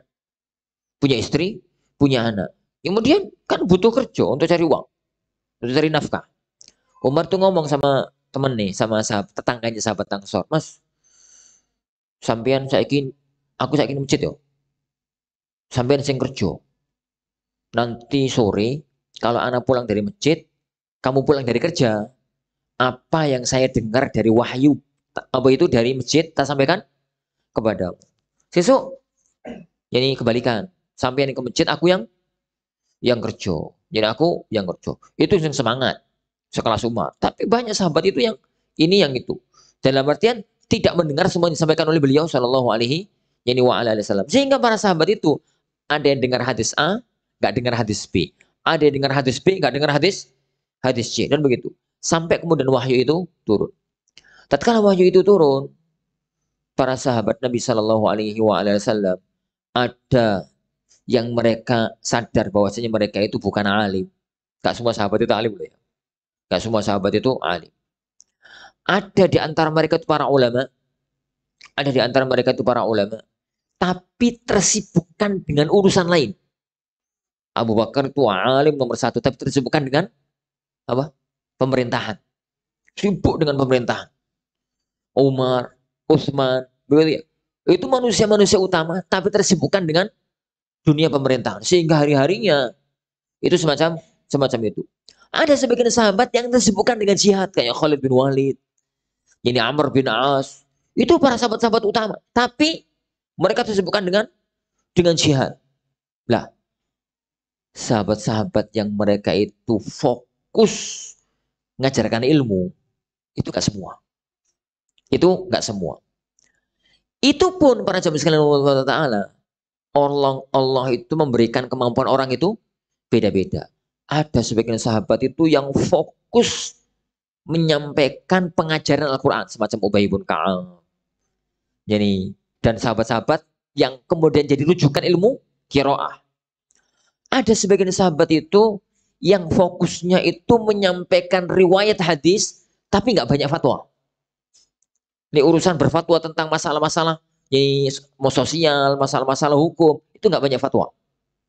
Semacam Abu Hurairah. Jadi yang beliau sibukkan adalah meriwayatkan hadis-hadisnya Rasulullah Shallallahu Alaihi Wasallam. Lah, sahabat yang mereka alim dan fokus di dalam periwayatan hadis dan fatwa fikih itu hanya 4. Itu hanya 4. Jadi pertama Abdullah bin Abbas di Mekah, Zaid ibnu Thabit di Madinah, jadi kemudian Abdullah bin Mas'ud di Kufah. Zaid bin Thabit ini ilmunya diwarisi oleh Abdullah bin Umar. Sehingga ilmu fikih sahabat itu mengerucut ke 4 orang. Mengerucut ke 4 orang. Dalam artian, para generasi berikutnya nek belajar hukum-hukum agama, itu orang-orang Mekah belajarin yang Abdullah bin Abbas, orang-orang Irak belajarnya ke Abdullah bin Mas'ud, orang-orang Madinah belajarnya ke Zaid ibnu Thabit dan Abdullah ibnu Umar. Kenapa? Kemana sahabat-sahabat yang lain? Sahabat-sahabat yang lainnya itu bisa jadi memang mereka bukan alim, bisa jadi seorang alim tapi perhatiannya pada ilmu yang lain, perhatiannya pada ilmu yang lain kayak Abu Hurairah, perhatiannya itu pada ilmu periwayatan hadis. Yani Ubay bin Ka'ab perhatiannya pada ilmu bacaan Al-Quran dan yang lainnya. Bisa jadi mereka itu tersibukkan dengan urusan lain. Semacam Khalid bin Walid, Amr bin As, yani Abu Ubaidah bin Jarrah, dan para sahabat-sahabat yang lain yang mereka itu tersibukkan dengan jihad. Sampai sekelas Abu Bakar, Umar tersibukkan dengan pemerintahan. Tersibukkan yani dengan dunia pemerintahan. Begitu. Lah, yang fokus ngajar, yang apa, itu nggak semua orang. Itu nggak semua orang yang melakukan itu. Allah memberikan taufik kepada orang-orang tertentu untuk punya ilmu, punya perhatian, punya waktu. Jadi gak sembarang orang ini.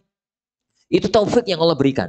Ilmu duwe, perhatian, punya waktu, jadi punya.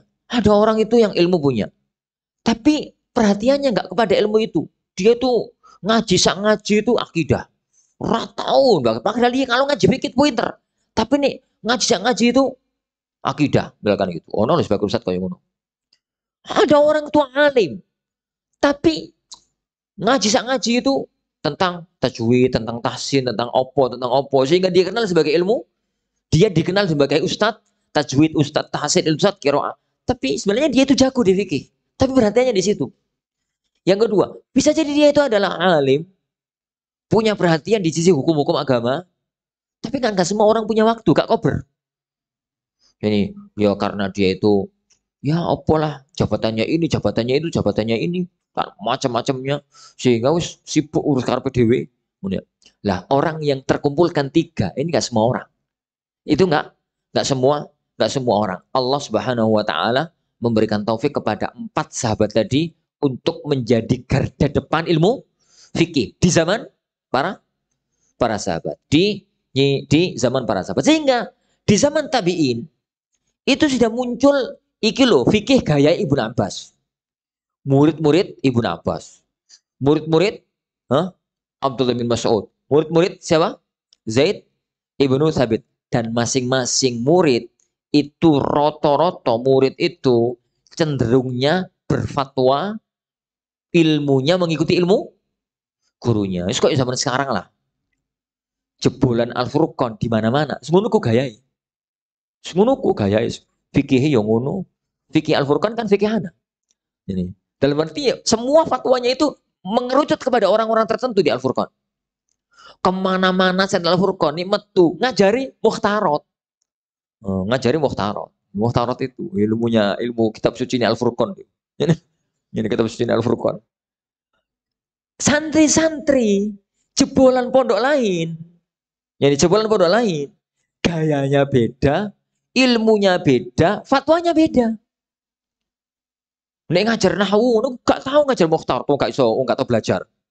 Belajar lain. Jadi belajar yang lain. Fikihnya terkadang beda. Ini gaya fikih sana, ini gaya fikih. Cara analisisnya juga beda. Itu wajar.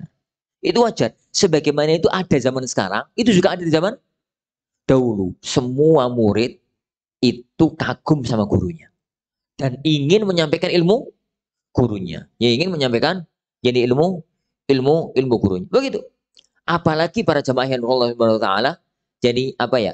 Ilmu di zaman itu masih belum Allah ilhamkan orang itu untuk belajar lintas negara. Di zaman itu wong Mekah yuk belajar karo Abdullah bin Abbas to, wong Kufah yuk belajar sama Abdullah bin Mas'ud to, orang Madinah yuk belajar sama Zaid ibnu Thabit, Abdullah ibnu Umar. Sehingga memunculkan ulama-ulama zaman tabi'in. Fikihnya memunculkan ulama-ulama zaman tabi'in. Muncullah ulama-ulama Mekah kayak Atha bin Abi Rabah, Mujahid, Ikrimah. Jadi muncullah ulama-ulama tabi'in zaman. Jadi di kota Madinah, Sa'id bin Musayyib, jadi Nafi', Salim dan macam-macamnya ulama-ulama Madinah. Muncul ulama-ulama di negeri Kufah. Jadi muncul para ulama-ulama begitu. Lah, setiap ulama-ulama itu kemudian Allah Subhanahu wa taala mengilhamkan kepada mereka untuk saling menuntut ilmu itu lintas negara. Jadi orang Kufah merasa ilmu yang didapatkan di Kufah itu gak cukup. Akhirnya belajar di Madinah, belajar ke sini. Yang orang Madinah belajar ke Mekah. Setelah dari Mekah belajar ke mana? Keliling-keliling gitu. Dunia zaman itu dikenal dengan ar-rihlah fi talabil hadis. Perjalanan menuntut ilmu. Jadi gaya para ulama di zaman itu, para penuntut ilmu di zaman itu tuh kemana-mana keliling-keliling begitu. Jadi menuntut itu. Lah, kemudian ilmu mereka itu muncullah di zaman tabi'in dan tabi'ut tabi'in. Itu muncul orang-orang yang yang ditakdirkan oleh Allah, diberikan oleh Allah untuk memiliki ilmu yang mapan. Dan gak semua orang belajar ilmunya mapan. Jadi kalau semua orang yang ke UIM pulang-pulang ilmu ini mapan kabeh, Indonesia itu berubah. Kat biyen misalnya. Setiap tahun UIM itu nerima 100 lebih orang. Dari Indonesia tok itu. Tahun kemarin kayaknya 300 malah. Keberangkatan tahun kemarin 300 orang. Jadi kalau 100 orang, 150 orang semuanya jadi alim, Indonesia wis ganti ket biyen. Jika kau ingin ini, ini Indonesia sudah gak kayak begini. Itu yang Libya, itu yang UIM itu, belum yang Libya, belum yang Jamiatul Imam, belum yang ini, belum yang itu. Kemana mereka? Ini, kemana mereka? Sing dadi kok isi jiloro. Sing dadi itu isi jiloro. Yang muncul ke permukaan itu loh 1-2, yang ilmunya mapan itu loh berapa? Lah, sebagaimana ini terjadi sekarang, itu pun terjadi pada zaman dahulu. Jadi yang belajar di zaman tabi'in, belajar kepada para sahabat, itu banyak. Sing dadi yo siji loro. Sing di Mekah yo muncul atau Ibnu Abi Robah, Mujahid, Ikrimah. Di Madinah muncul Sa'id bin Musayyib, Nafi Maula bin Umar, dan macam-macamnya. Dan macam-macamnya. Di Kufah muncul Ibrahim Nakhai, dan macam-macamnya. Muncul ya semacam itu. Lah, mereka juga mempunyai apa? Mempunyai murid. Mereka juga mempunyai murid. Lah, orang-orang di zaman itu yang Allah Subhanahu wa taala berikan ilmunya mapan, perhatian untuk menyebarkan ilmu, itu ada banyak. Itu ada banyak, sebagian yang tulis di situ. Ada Sufyanus Tsauri, Sufyan bin Uyainah, Imam Tabari, Imam Syafi'i, Malik, Abu Hanifah, Ahmad, Ishaq bin Rahawai, Dawud, Al-Zahiri, Abu Thawr, dan macam-macamnya. Banyak. Masing-masing mereka, para jamaah sekalian, itu duwe pesantren. Duwe pesantren. Gaya wong punya ilmu itu kan ngono toh. Mulai gawe pesantren. Pesantren dewe-dewe. Enggak pesantren kono, gitu ya. Imam Syafi'i mendirikan pesantren di Mesir. Imam Muhammad mendirikan pesantren di Baghdad. Imam Ishaq mendirikan pesantren di Naisabur. Fulan, yo bahasa kita untuk pesantren dan pantos. Zaman itu yo orang pesantren ya kan. Ngajar maksudnya.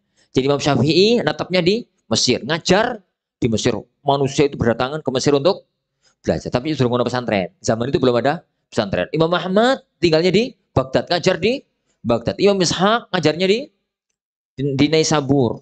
Naisabur sama Baghdad itu ya di Surabaya, Gresik, ya, mepet. Dua kota berbeda tapi mepet.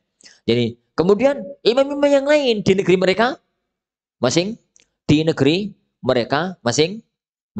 Imam-imam yang lain itu berada di negeri mereka jadi masing-masing. Lah, tapi para ikhwah yang dimuliakan Allah Ta'ala, semua ulama-ulama itu tidak Allah takdirkan ilmunya langgeng. Jadi ada orang-orang yang Allah kekalkan namanya.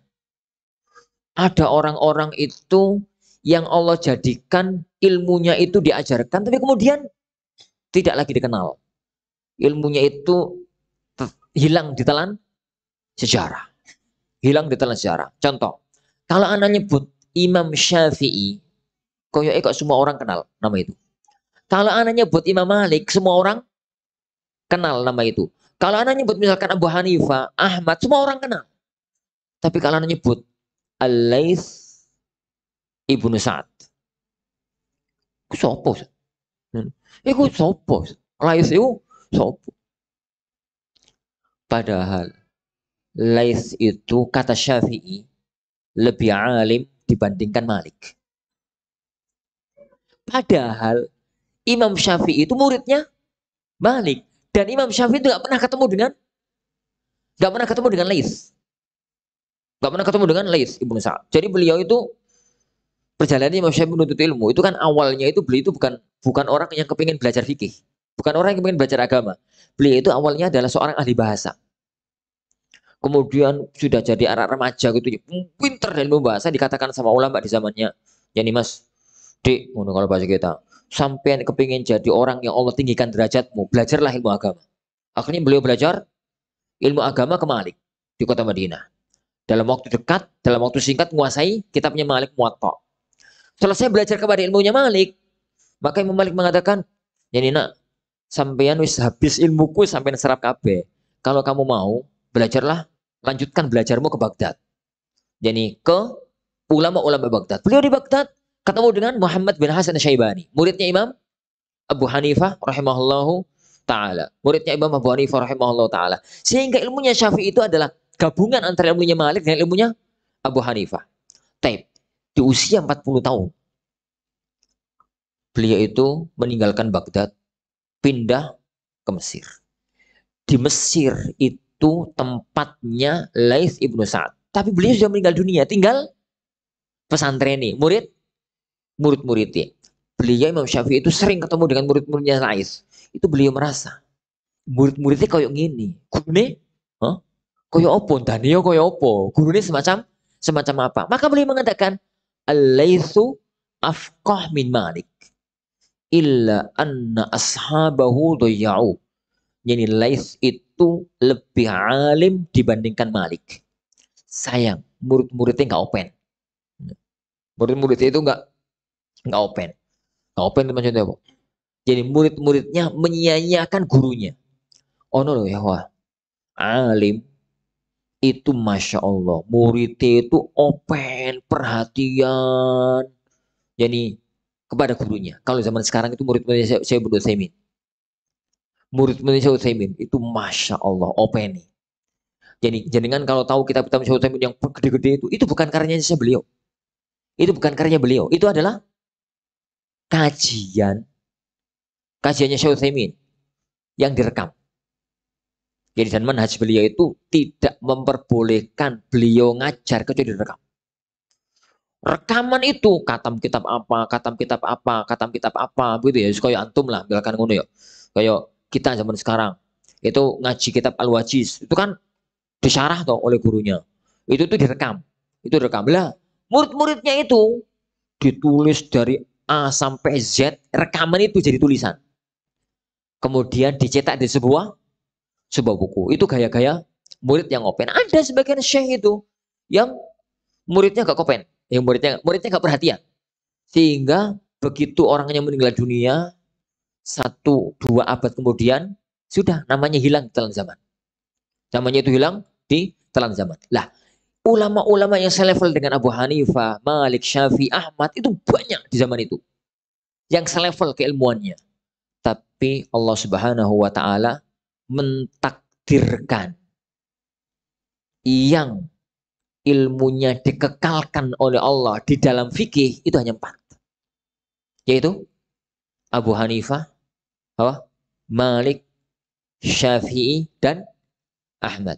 Abu Hanifah, Malik, Syafi'i, dan Ahmad. Lah, 4 orang ini ya akhwan, itu guru murid. Abu Hanifah itu punya murid namanya Muhammad bin Hasan Asy-Syaibani. Di zaman Abu Hanifah di Kufah, di Madinah itu ada Imam Malik rahimahullahu taala. Imam Syafi'i itu muridnya Imam Malik, sekaligus muridnya Imam Muhammad bin Hasan Asy-Syaibani. Imam Syafi'i rahimahullahu taala punya murid Imam Ahmad. Jadi buletai. Mereka itu guru murid. Mereka itu adalah guru dan murid. Tapi ya ilmu itu kan nggak harus ngikuti gurunya tuh. Jadi ilmu itu nggak harus ngikuti gurunya. Misalkan ada seorang santri zaman sekarang tahu belajar Al-Furqan, tahu belajar ning mana Al-Irsyad, tahu belajar kemana, tahu kemudian kuliah kemana, pulang-pulang fikihnya itu beda dewi. Jadi punya fikih tersendiri, ya nggak persis dengan fikih gurunya yang di Al-Furqan, nggak persis dengan fikih gurunya yang ada di mana. Dia itu punya pemahaman sendiri. Lalu dirikan pesantren. Qadar Allah pesantrennya itu berkembang besar begitu.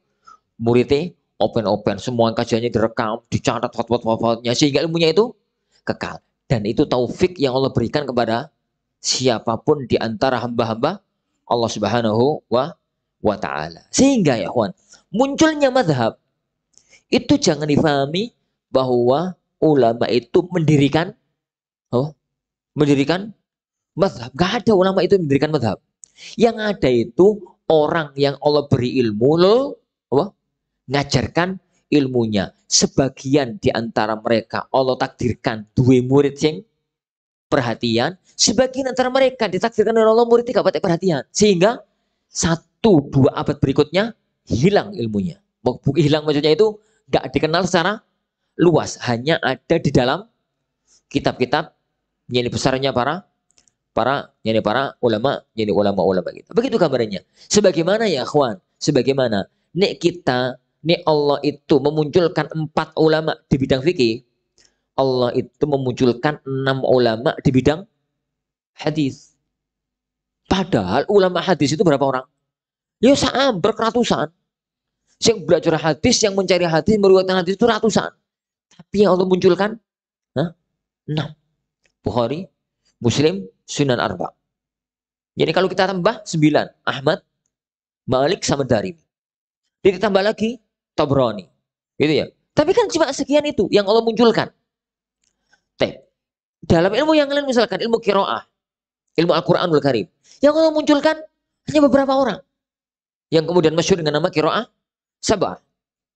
Hanya beberapa orang. Jadi begitu. Jadi mereka itu taufik yang Allah berikan kepada siapapun yang Allah kehendaki. Taufik yang Allah Subhanahu wa taala berikan kepada siapapun yang Allah kehendaki. Itu secara fikih ya Wan, sampai di zaman terbentuknya mazhab-mazhab. Jadi mazhab fikih. Lanjutkan pertemuan depan insyaallah Subhanahu wa taala. Selesai. Ini. Anak janji 2 kali pertemuan, 3 kali pertemuan wajib selesai. Jadi terus no Kak Berber. Baik, insyaallah sampai sini. Sebelum Anda tutup, barangkali ada yang mau disampaikan, barakallahu fikum. Nggih. Assalamualaikum warahmatullahi wabarakatuh.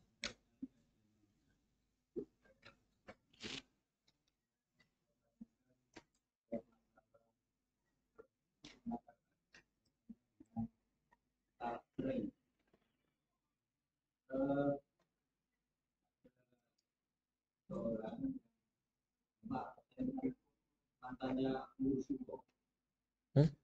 Mantannya ngurus Yugo. Ngurusin masyarakat.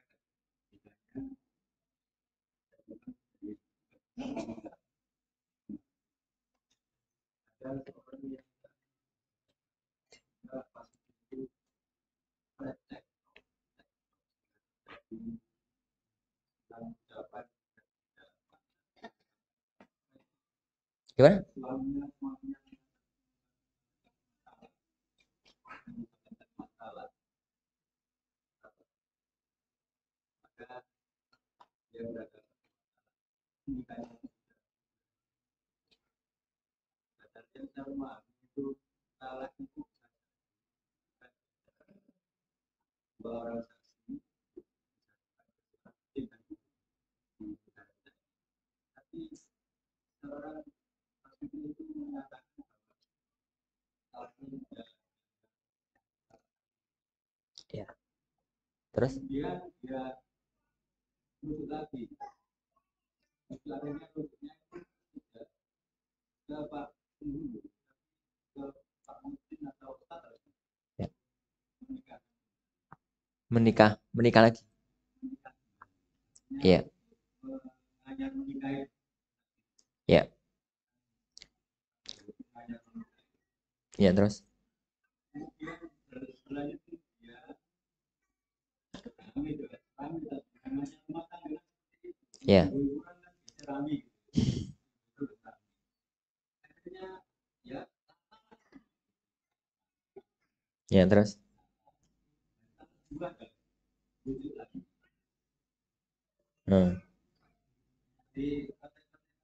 salah ketiga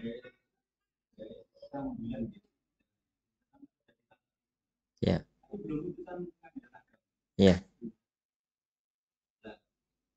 kami kemarin kita menggunakan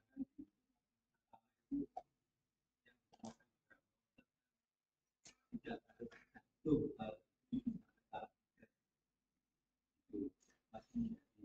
ikatan nikahnya tetap ya maka suami istri orang itu tidak menyatakan tidak sah karena kalau sudah dinikahi orang lain dan belum itu sudah jadi istri Masya Allah ini doang 2 jam kok gak setemu ya aku ada kuliah Masya Allah saya lahir jadi fikih ta'ala itu termasuk di antara fikih yang rumit. Bukan rumit di kajiannya, rumit di penerapan hukumnya. Fikih yang rumit itu fikih darah wanita, fikih perceraian, fikih haji, sama fikih riba. Itu yang rumit bukan di teorinya ya, rumit di penerapannya. Rumit di penerapannya. Kalau secara teori itu gampang untuk dijabarkan. Itu yang pertama. Yang kedua, harus dipahami satu masalah. Di zaman Rasulullah SAW itu belum ada pengadilan. Jadi saat turunnya wahyu, saat fikih nikah dan fikih cerai itu muncul, itu belum ada KUA, belum ada PA, belum ada pengadilan. Ini belum ada pengadilan. Pengadilan itu munculnya baru belakangan ini di ya ini negara kita maupun negara-negara yang lainnya. Di negara-negara yang lain. Sedangkan kita tetapkan hukum agama itu adalah sesuai dengan kondisi yang pernah ada di zaman Rasulullah Shallallahu Alaihi Wasallam. Nah, kemudian diruntutkan dengan yang lain itu urusan lain. Contoh begini ya, paling gampang Anda buat contoh lain. Biar sebelum masuk pada fikih pernikahan, perceraian. Orang itu kalau punya tanah, kemudian dia ngomong sama siapa? Takmir masjid lah, atau sama pimpinan pesantren. Ustaz, kulo nggak ada tanah, tak wakafkan tanah saya yang itu untuk pesantren. Untuk pesantren. Oke, jazakumullah khair gitu ya. Tapi ya biasanya begitu aknya ini ikrar wakaf, nek wong desa itu kan gampang no urusan kapan-kapan diurusi durung duwe bondo. Durung duwe bondo. Akhirnya ya sekedar ngomong terus yuk gono hitam di atas putih, yuk gono ini, yuk gono itu. Pada waktu ngomong ngono ya sama Pak Ustadz sama pengurus pesantren ya akeh wong. Yuk bareng ngono ya mangan-mangan barang ngono penyerahan tanah. Nah, tapi ya belum ada hitam di atas putih dan belum dibawa ke notaris. Belum dibawa ke notaris. Sehingga sertifikat tanah itu masih atas nama yang pemilik lama. Pertanyaannya, apakah wakaf itu sudah sah? Jawabannya sah. Dan tanah itu sudah berstatus wakaf. Meskipun secara hukum undang-undang pertanahan nasional, tanah itu masih milik yang punya. Bukan miliknya masjid, bukan miliknya pesantren. Karena masih jadi semacam itu. Tapi dalam hukum Allah Subhanahu wa taala, tanah itu sudah bukan tanah orang yang memilikinya itu. Tanah itu sudah menjadi tanah wakaf. Kan butuh BPN, Ustaz. BPN dan macam-macamnya itu urusan negara Indonesia. Bukan urusan syariat. Bukan urusan syariat. Ini, itu urusan negara, bukan urusan syariat. Begitu juga para jamaah yang dimulakan Allah Subhanahu wa taala. Kalau ada seorang bapak, jadi orang bapak itu kemudian dia itu ketemu di tengah jalan, ketemu sama apa seorang yang dia senengi, jadi lalu dia mengatakan, nak, nikah dereng nak, dereng ya pak, lah gak kepingin nikah toh, yuk pengen pak, kabeh wong pengen nikah, jadi pengen pak, saya punya putri nak, putriku ku lulusan opo ngono, wis hafizullah, mau nak tak nikahkan sama putriku, oh oke, tak nikahkan sekarang yuk, langsung angkah tuka binti fulana dengan kamu detik itu juga dengan mas kawin atau tanpa mas kawin pokoknya langsung ini terus tiba-tiba itu mas sini mas sebentar mas sini mas ini ono wong di pinggir-pinggir itu celuk ini mas sebentar mas saksikan ya ini ya mas tak nikahkan putriku fulana dengan kamu jadi dengan mahar sekian atau apa gitu. Pertanyaannya nikah itu sah apa enggak tapi gak lewat mudin gonok Pak Pengulu. Jadi sah apa enggak? Sah. Karena menikahkan itu hak ada di tangan orang tua, wali. Urusan KUA itu cuma catatan sipil negara. Urusan KUA itu cuma catatan sipil negara. Ono sing KUA itu kegampangan. Kayak aku biyen pas nikah. Itu KUA kegampangan. Jadi KUA itu terlambat. Sama Mbak Mudini ngono ku telepon. Pripun, Pak? Pak nyeni Pak Naib ngono. Wis nikah sik. Aku kok terlambat buri-buri ae. Oh no. Oh, kita nikah dulu. 1 jam kemudian itu wis walimahan, wis tengah-tengah walimahan Pak KUA teko, tanda tangan. Ini Mas, tanda tangan Mas, tanda tangan. Baru ngono mulai nih. Kok berkat mulai nih. Ini orang sing repot harus nunggu kedatangan dia. Pokoknya urusan KUA itu hanya catatan sipil. Tidak ada kaitannya dengan sah tidaknya pernikahan. Karena hak menikahkan ada di tangan wali. Pertanyaan sekarang yang ketiga. Hak cerai itu di tangan siapa?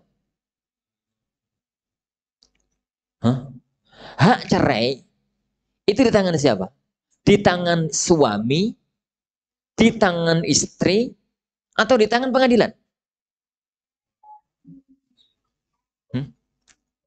Tangan siapa? Di tangan suami. Kalau suami menceraikan, mau istrinya ridho diceraikan, gak ridho diceraikan, jatuh. Aku gak kelem dipegat. Karepmu. Karena cerai itu di tangan suami. Begitu suami ngomong anti tolak, kamu tak ceraikan, detik itu juga cerai jatuh. Urusan pengadilan itu mengeluarkan surat cerai. Bukan untuk memutuskan sah dan tidaknya cerai. Persis dengan nikah. Urusan nikah kan itu urusan orang tua. Urusannya KUA itu mengeluarkan surat pernikahan. Urusan pengadilan dalam perceraian itu mengeluarkan surat pengadilan. Surat perceraian. Beda kalau hulu. Hulu itu gugatan cerai dari istri. Hulu itu haknya pengadilan, bukan hanya istri. Ingat ini ya. Hulu itu seorang istri, kamu tak cerai. Lu piye to bojone wis lanang kok cerai. Ini. 1000 kali dia mengatakan itu, cerai nggak jatuh. Pekatan aku, masih lanang, mau, ya nggak jatuh. Jadi karena istri itu nggak punya hak cerai. Yang punya hak cerai itu, tapi ini kapan sing jengkel istri Ustaz? Dibawa kasusnya ke pengadilan. Pak Hakim, Pak saya ini. Pengadilan manggil suaminya. Karena hak hulu itu nggak di tangan istri. Hak hulu itu di tangan pengadilan. Tatkala kemudian suaminya dipanggil, gak datang. Panggil kedua, gak datang. Panggil ketiga, gak datang. Sampai pengadilan diputuskan. Jadi karena 3 kali pemanggilan, suami nggak mau datang, maka hakim Lamongan, ya Lamongan. Hakim pengadilan agama Lamongan memutuskan pernikahan antara fulanah dan fulan yang tertera nomor sekian dianggap cerai detik ini. Ditandatangani, maka detik itu juga ditandatangani pengadilan terjadi pisah dengan jalur hulu. Sing suami ngomong, aku gak kelem pegatan, gak kelem karepmu, gak hakmu. Hak hulu itu di tangan pengadilan. Bukan di tangan istri, di tangan pengadilan.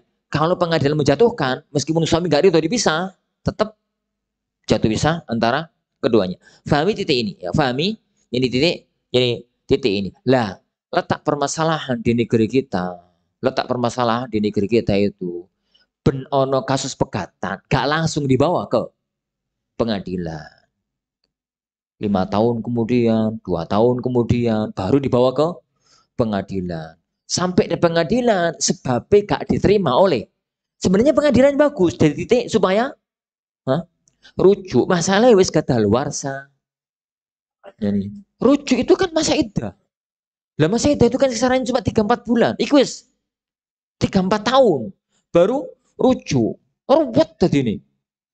Jadi ruwet tadi ini. Masalah-masalah semacam ini harus difahami. Masalah-masalah semacam itu yang ini harus difahami. Jadi ana beberapa kali diskusi dengan para hakim tentang masalah ini.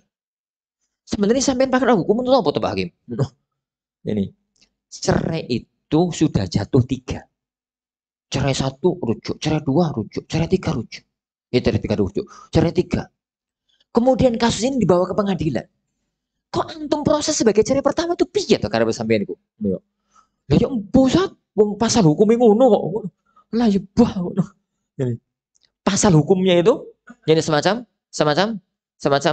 itu. Padahal sudah cerai. Hah? Sudah cerai, sudah cerai tiga. Jadi padahal itu ini sudah cerai tiga. Jadi yang menjadi masalah itu adalah sebenarnya cerai itu siapa yang menjatuhkan? Ingat ya, jatuh cerai itu perkara yang jadi gampang-gampang repot. Kenapa? Kan Rasulullah SAW mengatakan salah tunjituhun najid wa hazluhun najid. Ada tiga perkara. Dek gawe tenanan, yo dadi tenanan, gawe guyonan. Jadi tenanan. Salah satunya adalah cerai. Wallahu a'lam.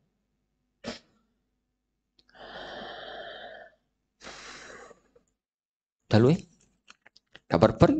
Nah. Saat ada dalil larangan meludah menghadap ke kiblat. Bagaimana maksudnya? Tatkala sholat. Ada dalil larangan meludah menghadap kiblat. Bagaimana maksudnya? Larangan tatkala sholat sampai ngeludah jangan ke arah kiblat. Lo mosok tengah-tengah sholat ngeludah Ustaz. Senin ini takmiri. Ya kawan, di zaman Rasulullah SAW itu Masjid Nabawi itu lantainya apa? Lantainya itu pasir. Sehingga di zaman itu nek wong itu kepingin ludah, tengah-tengah sholat kepingin ludah, yang ludahai. Cus ngarep. Jadi begitu diludahkan langsung hilang wong ngeresep dalam pasir. Tapi kan wong sholat kalau ngeludah ke depan, di depannya kan kiblat. Dia itu sedang menghadap Allah Subhanahu wa ta'ala. Makanya Rasulullah SAW mengatakan, kalau kamu tengah-tengah sholat, kemudian ingin ngeludah, jangan ke depan, karena di hadapan kamu itu ada Allah. Tapi ngeludahlah ke arah kiri. Tapi tetap dibolehkan ngeludah. Tapi saya kiojo. Sampai sini kalau takmir. Jadi ini ustad, dia kepengen ngeludah ke kiri. Wah seneni wong sampean. Jadi kenapa? Iya. Jadi merasa kayak gitu bawa tisu. Jadi larangan ini bukan larangan umum. Larangan berlaku untuk waktu sholat. Jika belum haji dan belum daftar haji, tapi ingin sekali untuk umroh, yang didahulukan umroh dulu, ataukah daftar yang didahulukan umroh dahulu, ataukah daftar umroh? Loh, kok daftar umroh? Daftar haji gitu ya. Pertama ya kawan, yang wajib itu haji. Umroh itu sunnah dalam mazhab jumhur. Satu-satunya ulama yang mengatakan umroh itu wajib adalah fikih Hambali. Yang setirnya. Di fikih antum, jadi umroh wajib ya? Ya, dirawat wajib ya? Ala kulin. Seingat ana, yani fikih Hambali mengatakan wajib. Fikih sebagian ulama Hanabilah. Tapi jumhur ulama mengatakan umrah itu sunnah. Anggaplah wajib, tetap kalah level sama haji. Kenapa? Haji itu rukun Islam, sedangkan wajib umrah bukan rukun Islam. Nah, kalau kita ambil madhab jumhur, dan itu madhabnya berkembang di negeri kita, yaitu madhab Syafi'iyah, bahwasanya umrah itu adalah sunnah. Anggaplah wajib, tapi di bawah level haji, maka dan yang menjadi rukun Islam, itu adalah haji. Sekarang masalah di negeri kita, uang daftar haji itu butuh 30 tahun. Lah ini wis umur 50. Terus kayak duwe-duwe kanggo budal kaji, keselak. Mati. Mati 50 tambah 30. 30. Lah nek kapan di duwe umur swida? 90. Yang bolu. Itu kasus pertama. Kasus yang kedua, dalam kondisi semacam itu, dia itu punya duit ngedol sawah.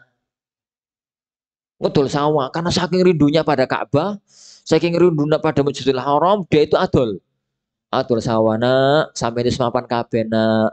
Iki bapak sik duwe sawah, tak adol ya nak yo, ben kanggo budal ning Mekah. Umur wis 65. Karena anak wis mapan kabeh, jadi umur sudah 65. Dodolan sawah.